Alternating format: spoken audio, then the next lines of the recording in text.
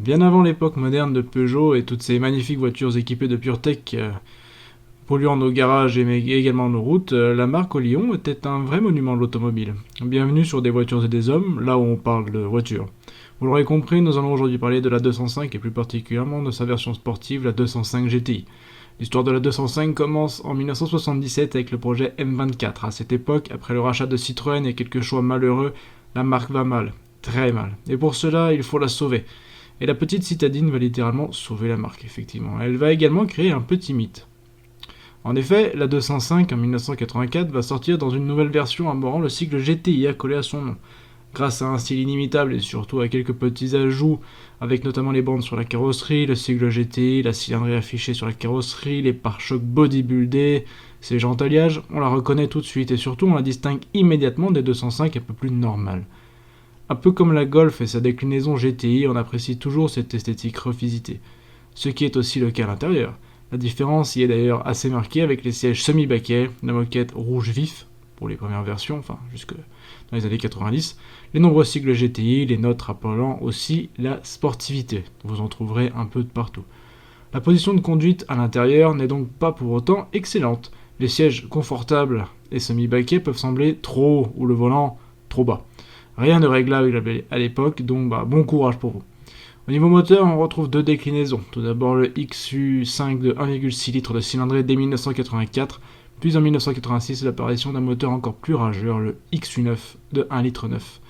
Entre les deux, la différence de performance est tout à fait perceptible. On met quasiment une seconde de moins pour réaliser le 0 à 100, et les sorties et reprises en virage sont bien plus vives. Mais au final, on avait une voiture assez banale, quoique remarquable dans sa carrosserie et des performances assez intéressantes, mais pas non plus extraordinaires. Et qu'est-ce qui a rendu cette voiture aussi mythique ?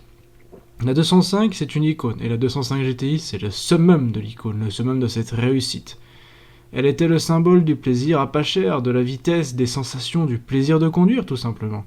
Elle était le symbole de la jeunesse insouciante entrant dans l'âge adulte, celui de la découverte de sensations nouvelles, de plaisirs intrigants, de l'adrénaline, de la peur, du sourire, de la joie. C'était ça la 205 GTI. Ce n'était pas une histoire de chevaux, de puissance ou de rallye ou je ne sais quoi, c'était juste une histoire de sensation, une histoire de vie.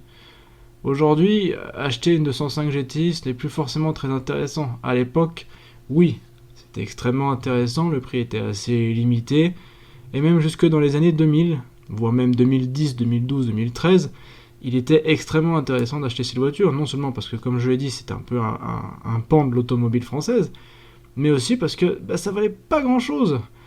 À l'époque, en 2013, pour les dernières cotes que j'ai pu trouver, vous pouviez acheter une 205 GTI 1,9 litre pour 4 à 5 000 euros en bon état. Aujourd'hui, vous pouvez acheter aussi une 205 GTI, vous aurez un symbole de l'automobile, un symbole de la jeunesse, un énorme bond en nostalgie, une belle époque, mais c'est beaucoup trop cher. La cote de ces voitures a été multipliée par 10 dans certains cas depuis 2013. Vous aurez un bon exemplaire pour au minimum du minimum 15 000 euros.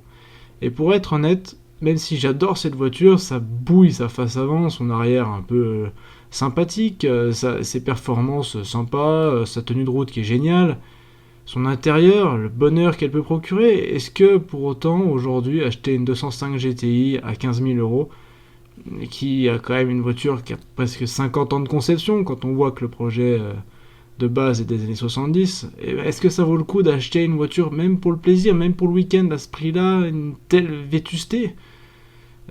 Ça je vous en laisse décider. Personnellement, moi je pense que ce n'est pas forcément une bonne idée, et le fait que la voiture ait une conception et un âge aussi avancé, on risque surtout d'avoir des casses irréparables à force de ne plus trouver de pièces pour réparer la voiture.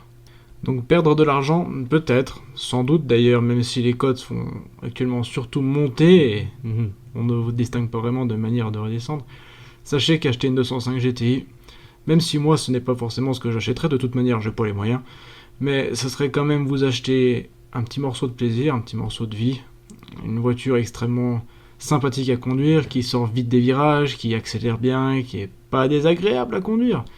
Donc après, à vous de m'en dire ce que vous en pensez. Moi je vous ai expliqué ce que j'en pensais, et maintenant, ça dépend de vous.